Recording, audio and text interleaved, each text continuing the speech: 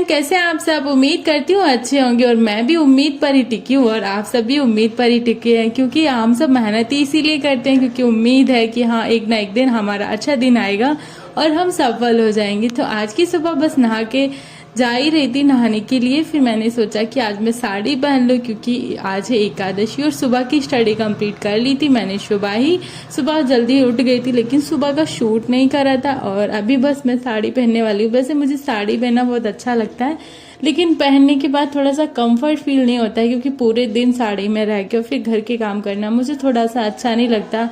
वैसे तो हर एक हाउसवाइफ को साड़ी पहननी ही पड़ती है क्योंकि उनसे परमिशन नहीं ली जाती है, उनको परमिशन नहीं दी जाती है कि आपको साड़ी पहननी है कि नहीं पहननी है। उनको तो बोला जाता है कि साड़ी ही पहननी है, वो कितना भी फोर्स कर ले फिर भी उन्हें सूट या घर में कुछ और पहनने के लिए मौका ही नहीं दिया जाता है। लेकिन मैं इतना लकी हूँ कि मुझे बोल दिया गया कि भाई तुम्हें जो पहनना वो पहनो, पर फिर भी मैं घर में बस सूट सलवार और कुछ टी शर्ट वगैरह सुबह शाम पहन लेती हूँ। बाकी मुझे भी शॉर्ट्स वगैरह पहनने के लिए अलाउ नहीं है क्योंकि मैं भी हाउस वाइफ हूँ। पर हाँ बीच बीच में मैं साड़ियाँ भी पहन लेती हूँ। जैसे आज एकादशी है, घर में कोई काम भी नहीं है, मतलब कुछ भी मुझे नहीं करना है आज क्योंकि सबका ही व्रत होता है। यहाँ तक कि मेरा छोटा सा बेटा है 5 साल का, उसका भी आज व्रत है। मतलब घर में हर 15 दिन बाद एक छुट्टी हो जाती है क्योंकि हमें कुछ भी नहीं बनाना पड़ता है, जैसे कि रोटी सब्जी वगैरह। हाँ थोड़ा सा फल फ्रूट्स खा लेते हैं, दही छाछ ये सब खा लेते हैं, खीर बना के रख दिए, बाकी सब लोग खा के भी चले गए और मैंने नहीं अभी खाया क्योंकि मैं बस सोच रही थी मंदिर चली जाऊँ क्योंकि 15 दिन बाद ही 1 महीने बाद ही कहीं जाना हो पाता है मंदिर। तो बस मैं सोच ही रही थी जाऊँ मंदिर के नहीं जाऊँ, तो घर के जस्ट पीछे ही मंदिर है, फटाफट गई मंदिर आई, मंदिर से वापस घर आई और यहाँ पर योगी जी अपनी स्टडी देखो कर ही रहे हैं। और मैं बोल रही थी योगी जी को कि ओम को स्कूल छोड़ के आ जाओ, मैं जिससे अपना घर में फ्री रहूं। बोल रहे थे कि आज से तुम भाई फ्री हो, आराम से चली जाओ, खाना भी नहीं बनाना है। पर फिर मैंने बोला तो योगी जी चले गए थे क्योंकि वो उस टाइम घर पे ही थे, तो वो छोड़ के आ गए। और यहाँ पे ओम आके तैयार होके खड़ा था, वेट कर रहा था पापा आए और मुझे छोड़ के आए, लेकिन उसके पापा छोड़ने ही नहीं जा रहे, बोल रहे पिताजी आ ही नहीं रहे हैं। तो ये था मेरा सुबह का रूटीन और अभी मैं आ गई थी 1 बजे अपनी स्टडी स्टार्ट करने और मैं दोपहर को लगभग मतलब सुबह ही मान लो या दोपहर मान लो, 1 तो बीच में ही बज जाता है। तो 1 बजे मैं बस बैठ गई थी अपनी मैथ की बुक लेके। साहिल सर की ये बुक है क्योंकि मैं उनकी क्लास ले रही हूँ और उन्हीं की बुक से मैं अपना मैथ का कवर करने की कोशिश कर रही हूँ। काफ़ी हद तक समझ आता है, लेकिन हाँ जब तक सर क्लास में पढ़ाते हैं तब तक बहुत अच्छे से समझ आता है। जब बारी आती है बुक से पढ़ने की तो फिर बहुत ज़्यादा कंफ्यूजन हो जाती है और कुछ मतलब इजी क्वेश्चन तो सॉल्व हो जाते हैं पर कुछ नहीं हो पाते हैं। पता है ऐसा लगता है कि इतने टफ क्यों है, मतलब सर ने तो बताए थे वो इतने टफ नहीं थे, ये इतने टफ क्यों। हर एक नया क्वेश्चन टफ ही लगता है। तो आज मैंने जो टॉपिक किया है वो है पाइप और टंकी वाला। तो ये वाला सेशन आज मुझे करना था और मैंने इसको ही बस जब मैं स्टडी स्टार्ट करती तब मैंने इसको ही ओपन करके और इसमें ही कुछ क्वेश्चन सॉल्व करी थी। जैसे एक ये क्वेश्चन है, आप देख लीजिए, एक पाइप एक टंकी को 12 घंटे में भरता है, दूसरा पाइप 15 घंटे में भरता है। यदि दोनों पाइप एक साथ खोल दिए जाए तो टंकी को भरने में कितना समय लगेगा।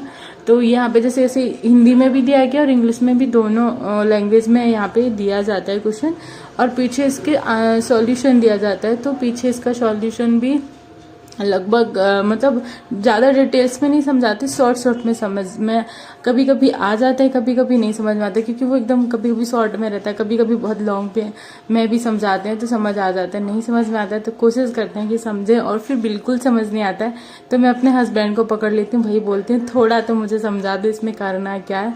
तो यहाँ पे इसका ये सॉल्यूशन है और उसका शायद आंसर 1.3 था या फिर हाँ शायद मैंने ये वाला सॉल्व बाद में करा था, 3/1 या 2 था समथिंग, हाँ मुझे याद नहीं अभी। तो बस मैथ ख़त्म करने के बाद फिर जो मैंने मैथ की वो बनाए थे नोट्स, उनको मुझे कवर करना था। उससे पहले मैं ऊपर गई 10-15 मिनट के लिए, कुछ ड्राई फ्रूट्स खाए और कुछ मैंने शींग में थोड़ा सा ऐसे ऑयल में हल्का सा फ्राई कर लिया था तो वो टेस्ट लग रहे थे, वो खाए और उसके बाद फिर आके मैं अपना मैथ अपना स्टार्ट कर दी थी। मैंने 1.5 या 2 घंटे तक अपनी मैथ की पहले 1 घंटे क्लास ली और 1 घंटे लगभग मैंने रिवीजन में दिया। तो 1 से 2 मतलब 2 घंटे तो 3 बज चुके थे और उसके बाद फिर मुझे लग रहा था कि फिर से कुछ खा लूँ, क्योंकि मैंने सुबह से कुछ नहीं खाया था। फिर मैंने 1 गिलास दूध ले लिया, क्योंकि दूध से भी थोड़ा सा लगता है कि हाँ हम कुछ खाए पिए हैं। और उसके बाद फिर वापस आ गए थे अपनी स्टडी करने। तो यहाँ पे मैं कुछ बुक से पढ़ रही थी, जीएस जो मैंने सुबह पढ़ा था वो, उसके बाद का जो मुझे पढ़ना था वो मैंने जीएस में यहाँ पे पढ़ा। और फिर अपनी मतलब पढ़ाई बस मैं सोच रही थी यहीं पे ख़त्म कर दूं, क्योंकि एकादशी वाले दिन थोड़ी सी थकान होती है और उस वजह से पढ़ने का भी मन नहीं करता है। और आप लोगों की भी बहुत सारे क्वेश्चन आ रहे थे कुछ वीडियोस में, पुरानी वीडियोस में कमेंट आ रहे थे। मैं सोच रही थी उनके भी बैठ के एक दिन आंसर दूं कि लाइक मेरी जर्नी है क्या, मतलब बहुत ज़्यादा लोग कंफ्यूजन में हैं कि मतलब कब से स्टार्ट करा है, कब पूरा होगा।